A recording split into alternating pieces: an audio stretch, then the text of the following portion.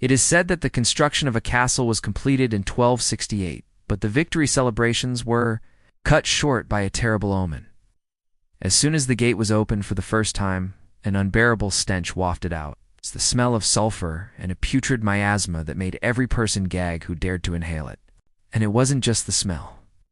From the depths of the earth came a cacophony of noise, like the screams of damned souls and tormented spirits, along with the deafening roar of fire and the clash of metal on stone. And then, as if summoned by the very noises, the stone gate began to tremble and shake. It creaked open on its own accord, and a sulphurous wind blew out from it, extinguishing all the torches and candles in the castle in an instant, plunging it into darkness. It became clear to everyone present that what they had just opened was not just a gate, but a gateway to hell itself. The story of how the gate to hell was sealed and what happened next is the stuff of legend. One that has resonated throughout history and even inspired Dante Alighieri to write about it in his Divine Comedy. The place we're talking about today is Houska Castle, which is located in the Czech Republic.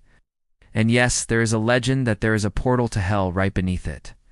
That's why in this video I want to tell you the story of the Haunting of Houska Castle. The year is 1268. Construction of the castle has just been completed, and Duke Ottokar II wants to celebrate the grand opening with a party. Hundreds of nobles and commoners flocked to the castle for the festivities. There was music, dancing, and enough food and drink to satisfy everyone. However, at midnight, when everyone gathered at the main gate to witness its grand opening, unbearable stench suddenly wafted out. The smell of sulfur and a putrid miasma that made every person gag who dared to inhale it. From the depths of the earth came a cacophony of noise like the screams of damned souls and tormented spirits, along with the deafening roar of fire and the clash of metal on stone. Then the unthinkable happened. The stone gate began to tremble and shake.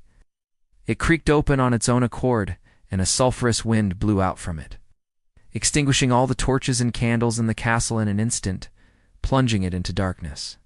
In that moment, everyone realized that what they had just opened was not just a gate, but a gateway to hell itself. The legends say that Duke Ottokar II instantly regretted his decision to open the gate. Some say he tried to shut it, but it wouldn't budge. Others say he stumbled backward in terror, tripping over his own feet and falling to the ground. In any case, no one dared approach the gate after that. No one except Ottokar himself. He pulled himself together and summoned all his strength, determination, and willpower to push the gate closed. With a Herculean effort, he managed to shut it, but only partially. He hammered against it with a sledgehammer until his arms ached, trying to smash it shut, but the gate wouldn't budge. Finally exhausted and defeated, he retreated. And then something even more terrifying happened. From the crack in the gate slithered and crawled all manner of horrible beasts, real demons. They were huge and hairy, with claws like scythes and eyes that burned with infernal fires. The demons emerged from the abyss and spread their leathery wings, screeching and howling like banshees. They descended upon the helpless mortals, tearing them limb from limb, dragging them screaming into the fiery pit of hell. A few brave knights stood against the onslaught, their swords flashing in the firelight as they hacked and slashed at the demons, trying to hold them back, but it was no use. The demonic horde was simply too strong. Soon, the brave knights fell, one by one, their bodies pierced by sharp claws and teeth.